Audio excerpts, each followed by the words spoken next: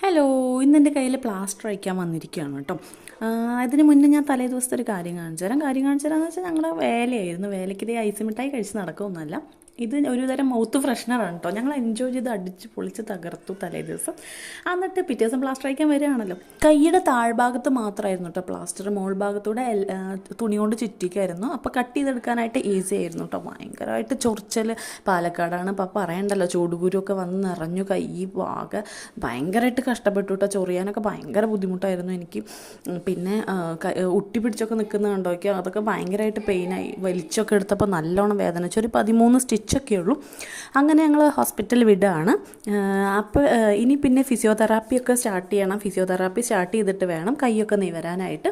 ഫിസിയോതെറാപ്പിയുടെ video ഒക്കെ ഞാൻ പിന്നാലെ ഇടുന്നതാണ് കേട്ടോ. അതിനു മുമ്പ് ചാനൽ ആദ്യമായിട്ട് കാണുന്നവരാണെങ്കിൽ സബ്സ്ക്രൈബ് ചെയ്ത്, ഷെയർ ചെയ്ത്, ലൈക്ക് ചെയ്ത് ഒന്ന് സപ്പോർട്ട് ചെയ്യണേ. Tata, bye bye, see U.